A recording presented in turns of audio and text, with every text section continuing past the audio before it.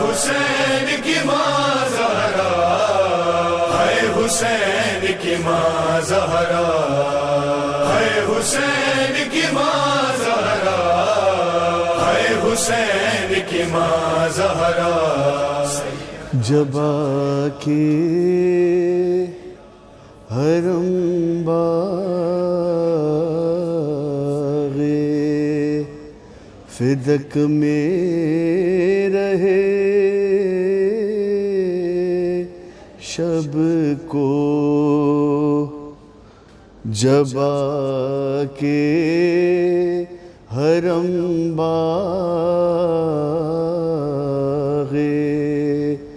فدق میں رہے شب کو، زینب نے کیا یاد بہت شاہ عرب کو، بانوں سے کہا دیکھ ذرا قدرت رب کو، دو باغ تھے اماں کے یہ معلوم ہے سب کو، ایک باغ تو چھینا گیا پہلے ہی وطن میں، اور باقی رہا ایک باغ وہ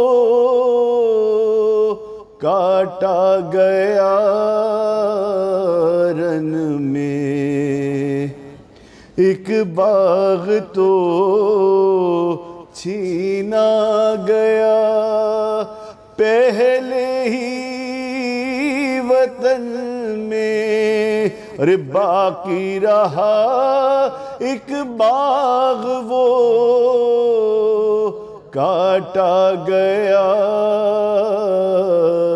رن میں، جب آ کے حرم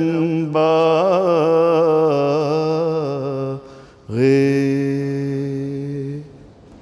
اعوذ باللہ من الشیطان الرجیم،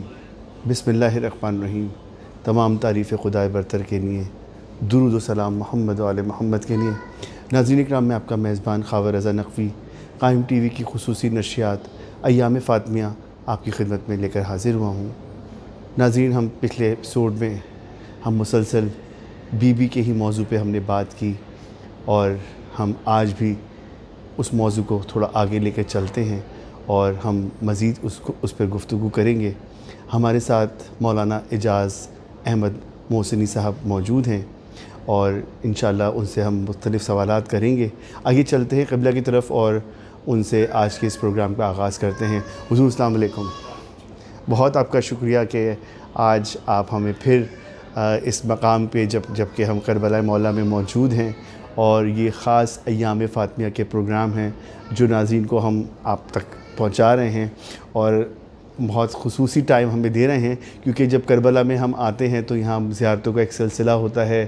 اور مسلسل ڈیوٹی چل رہی ہوتی ہیں، اس میں ٹائم نکالنا بہت مشکل ہوتا ہے، شیڈیول کرنا بہت مشکل ہوتا ہے۔ آپ کا بہت شکریہ، اس کا خاص اجر آپ کو بیوی عطا کریں۔ آئیے ناظرین، ہم چلتے ہیں اور اپنے سوالات کا آغاز کرتے ہیں۔ اچھا حضور، آج کا جو ہمارا ٹاپک ہم نے ڈیسائیڈ کیا وہ حدیث قصہ کے موضوع پر، تو کچھ سوالات آپ سے ہم کریں گے اپنے ناظرین کے لیے، اس پہ آپ روشنی ڈالیں گے۔ میں جاننا چاہوں گا آپ سے، حدیث قصہ اور باقی احادیث میں کیا فرق ہے، اس پہ تھوڑی سی آپ روشنی ڈالیں۔ اعوذ باللہ من الشیطان الرجیم، بسم اللہ الرحمن الرحیم۔ دیکھیے، حدیث قصہ اور باقی احادیث میں فرق جو آپ نے پوچھا، ایک واضح بہت بڑا فرق جو ہے وہ یہ کہ باقی احادیث کسی نہ کسی موضوع پر ہوتی ہیں اور اس میں مستقل کوئی واقعہ ذکر نہیں ہو رہا ہوتا، بلکہ مثال کے طور پر وہ حدیث کینہ نہ رکھنے سے متعلق ہے، یا جھوٹ نہ بولنے سے متعلق ہے، یا کسی کام کی ترغیب دلائی جا رہی ہے، مثلا صدقے کے عنوان پر ہے، یا فضائل ائمہ اطہار سے متعلق ہے، جیسے مثال کے طور پہ انا منیۃ العلم وعلی بابھا مشہور و معروف حدیث ہے، تو ایک لائن کی حدیث، 2 لائن کی حدیث ایک مستقل واقعہ نہیں ہوتا، لیکن حدیث قصہ ہے چادر والی حدیث.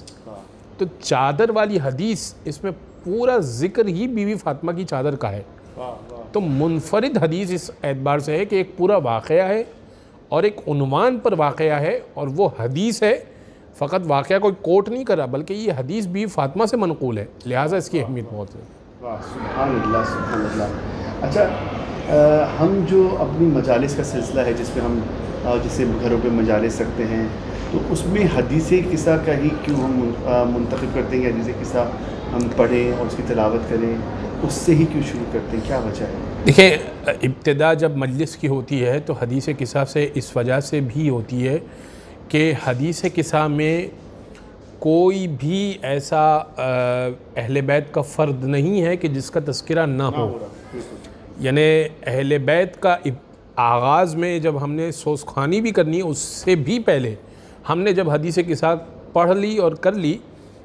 اس کو بیان کر لیا، تو اس کا مطلب ہم نے تمام اہل بیت کا تذکرہ کر دیا. بلکہ اس میں جب آیت تطہیر کا تذکرہ اور شان نزول آیا تو اس میں ان ائمہ کا بھی تذکرہ ہو گیا جو صلب امام حسین میں موجود ہیں. لہٰذا ہم نے 14 معصومین کا تذکرہ کر دیا، رسول سے لے کر مہدی تک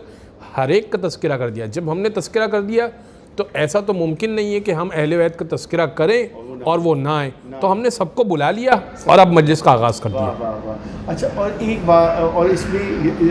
یہ بھی سند ہے کہ جس جگہ پر یہ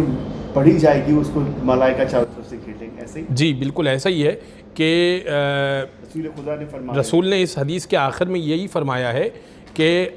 جہاں جہاں اس حدیث کا تذکرہ کیا جائے گا ہمارے شیعہ اور محب ہوں گے، اس زمین پر یا اس جگہ پر ملائکہ نازل ہوں گے، واستغفرت لہم، اور ان کے لیے استغفار کریں گے اور ان کو گھیرے میں لیے ہوں گے حتیٰ کہ وہ منتشر ہو جائیں. یعنی جب تک کہ وہ مجلس کے سامنے بیٹھے ہوئے ہیں تب تک ملائکہ ان کے لیے استغفار کر رہے ہیں. حدیث قصہ میں ہم نے ملائکہ کو بھی بلا لیا پڑھ کر. یہ حدیث قصہ ہماری زندگیوں پہ کیا اثرات، کیونکہ یہ جو ذکر ہے یہ بی بی کے گھر کا ذکر ہے، بی بی کے بچے اس میں شامل ہو رہے ہیں، چادر میں شامل ہو رہے ہیں، مولا کائنات شامل ہو، رسول خدا. تو یہ ایک پورا گھر کا ایک منظر کشی ہے اور اس پہ پورا ان پنجتن کا ذکر ہے. تو اس سے ہمارے اثرات ہمارے گھروں پر اور ہمارے جو فیملیز ہیں اس پر بھی اثرات ہوں گے. دیکھیں، ایک بات تو یہ کہ ہماری آج کی عوام جو ہے وہ حدیث قصہ میں عام طور پر ایک ذہن بنا ہوا ہے کہ جب حدیث قصہ ہوگی تو عوام نہیں آتی. یہ ایک بہت بڑا المیہ ہے. تو کہ اور وہ یہ کہہ کر کہتے ہیں کہ ابھی تو حدیث قصہ ہو رہی ہے، ابھی تو مجلس شروع ہی نہیں ہوئی.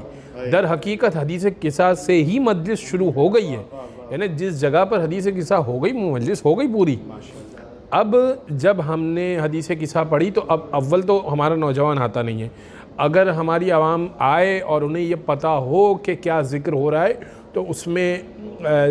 حدیث قصہ میں اس بات کا تذکرہ ہے کہ جب امام حسن داخل ہوئے تو سلام کیا اور کہا کہ انی اشم رائحۃ طیبۃ کانہا رائحۃ جدی رسول اللہ، ایسی خوشبو سونگھ رہا ہوں جیسے میرے جد کی. تو یہ گھریلو زندگی پہ کیا اثر پڑے گا؟ اس کا اثر یہ پڑے گا کہ بچے کو یہ سیکھنا پڑے گا کہ جب گھر میں داخل ہوں چاہے میرا مرتبہ کتنا ہی بلند کیوں نہ ہو مجھے ماں کو سلام کرنا ہے. ایک بات تو یہ. دوسرا، جب ماں جواب دے گی تو وعلیک السلام ویا ولدی ویا حجت اللہ علی خلقہ، وہ تو رسول اللہ نے القابات استعمال کیے، لیکن جب ماں جواب دے گی تو بہت اچھے طریقے سے جواب دے گی، یا ثمرۃ فؤادی، اے میرے میوہ دل تجھ پر سلام ہو. تو ماں کو یہ سیکھنا ہے، بچے کو یہ سیکھنا ہے کہ بچہ جب گھر میں داخل ہو تو سلام کر کے داخل ہو. ماں کو یہ سیکھنا ہے کہ جب جواب وہ سلام دے تو ساتھ میں بچے کو اپریشیٹ کرے اچھے طریقے سے. پھر ایک چیز جو اس میں سیکھنے کو ہے وہ یہ کہ جب ماں کہہ رہی ہے کہ ہاں تم جو خوشبو سونگھ رہے ہو وہ رسول اللہ کی خوشبو ہے اور وہ آرام کر رہے ہیں، تو بچہ ایسے ہی چادر میں نہیں جا رہا، بچہ یہ پوچھ رہا ہے اتاذن لی ان ادخل معک یا رسول اللہ، کیا میں چادر میں داخل ہو جاؤں؟ یعنی اب بچے اور نانا نواسے کا بہت اچھا ریلیشن ہوتا ہے، لیکن نواسا یہ سیکھے کہ ہر جگہ پر بڑوں کے درمیان نہیں گھسنا، یعنی یہ پیغامات ہیں، ٹھیک ہے، ورنہ یہ نا امام حسن بتا رہے ہیں ہمیں کہ دیکھو یہ تم نے سیکھنا ہے کہ جب اپنے بڑے کے پاس جانا ہے تو اجازت طلب کر کے جانا ہے۔ سبحان اللہ، کیونکہ یہ ایک پورا رول ماڈل گھرانہ ہے جس کے، اور یہ جو حدیث قصہ جو ہے ایک ایسی مطلب الگ انداز کی خصوصیات لی ہوئی ہے کہ مطلب آپ کے گھر میں جب پڑھ رہے ہوتے ہیں تو ایک رونق الگ ہوتی ہے، ایک سلسلہ ہوتا ہے، ہر شب جمعہ ہر گھر میں پڑھی جاتی ہے، میں تو سمجھتا ہوں۔ لیکن حضور وقت کے ساتھ ساتھ اب یہ چیز دیکھی جا رہی ہے کہ جیسے جیسے وقت تبدیل ہو رہا ہے تو تبدیلیاں عزاداریوں میں بھی آ رہی ہیں اور بہت سی چیزیں تبدیل ہو رہی ہیں، آپ بھی دیکھ رہے ہیں، آپ بھی ممبر سے پڑھتے ہوں گے، بتاتے ہوں گے، لیکن ایک چیز یہ بھی آ رہی ہے، دیکھنے میں مشاہدہ ہو رہا ہے کہ اب بہت سے لوگ چاہتے ہیں کہ حدیث قصہ کو ہم ہٹا کے دعائے کمیل کر لیں، یا دعائے کمیل کی جگہ ہم سورہ یاسین سے شروع کر دیں۔ مطلب حدیث قصہ کی جو ایک انفرادیت اور جو اس کی خصوصیات ہیں، لوگ اس کو کچھ کم کرنے لگے، یہ کیا وجہ ہے؟ یہ ہمارے استاد محترم ایک بہت اچھا جملہ کہتے تھے اور بہت قابل غور جملہ ہے کہ دعائے کمیل ٹھیک ہے، وہ بھی مولا کی تعلیم، دعائے توسل ہو یا دیگر دعائیں ریپلیسمنٹ بن سکتی ہیں یا نہیں۔ بات یہ ہے کہ دیکھیں دعائے کمیل میں علی نے یہ بتایا ہے، مولا کائنات نے یہ بتایا ہے کہ پروردگار کیا ہے، حدیث قصہ میں پروردگار نے یہ بتایا ہے کہ اہل بیت کیا ہے۔ تو چونکہ ہمیں مجلس کرنی ہے تو مجلس تو اہل بیت کے بغیر ممکن نہیں ہے، دعائیں اپنے مقامات پر مانگیے۔ اور ویسے بھی دعائے کمیل کی جو روایت ہے وہ روایت شب جمعہ کے لیے ہے، اسی طرح مثال کے طور پر جو دعائے توسل ہے وہ شب بدھ کے لیے ہے، تو منگل کی شب یعنی منگل کو دن گزر کے پڑھی جاتی ہے۔ تو یہ دعا پڑھنا یعنی میں قطعاً غلط نہیں کہہ رہا، میں کہہ رہا ہوں اس کی ریپلیسمنٹ بنانا اور اس کو یعنی ایک جو سلسلہ ہمارے بزرگوں نے قائم کیا ہے تو وہ سلسلہ ٹوٹتا ہوا نظر آ رہا ہے، وہ مجھے یعنی یہ کہنا چاہیے کہ یہ مناسب طریقہ نہیں ہے۔ کل کو پھر یہ دعا بھی ہٹ جائے گی، اس کی جگہ کوئی اور دعا آ جائے گی۔ تو جو سلسلہ مجالس ہے یا روش مجلس جسے کہنا چاہیے، روش مجلس ہے وہ یہی ہے کہ پنجتن کا ذکر ہو اور اس کے بعد یہ سوزخانی ہو، اس کے بعد سلام ہو، اس کے بعد مجلس ہو، اور اس کے بعد ماتمداری، اور اس کے بعد سنت مسلم ابن عقیل یعنی زیارت امام حسین پر یہ مجلس تمام ہوگی۔ تو آخر میں ہمارے اس پروگرام کا وقت اب اپنے اختتامی مراحل کی طرف ہے، تو میں چاہوں گا حضور کہ وہ مصیبت جو سب سے زیادہ بی بی کے لیے کٹھن تھی اس پر آپ تھوڑی سی روشنی ڈالیں ہمارے یہاں سے۔ بی بی کے لیے سب سے زیادہ کٹھن وہ لمحہ تھا کہ جب ایک شخص جو اپنے آپ کو خلیفۃ المسلمین اور صحابی رسول کہہ رہا تھا اس سے اپنا حق مانگنے گئی، اور بی بی کھڑی ہوئی ہیں اور وہ شخص بیٹھا ہوا ہے۔ اچھا لوگ کہتے ہیں ایک سوری قطع کلامی کہ لوگ کہتے ہیں کہ دربار یہ تو مسجد کا معاملہ تھا، دربار تو لوگوں نے لگا دیا نام، اگر ہم کہیں کہ مسجد میں بی بی گئیں تو یہ دربار کا لفظ غلط نہیں، کیونکہ مسجد دربار اس لیے کہا جاتا ہے کہ وہ دربار تو بے شک نہیں تھا، وہ مسجد نبوی ہی کا واقعہ ہے، لیکن جس شخص کے لیے بات کی جا رہی ہے وہ شخص درباری ہی تھا، وہ اس نے سجایا دربار ہی تھا،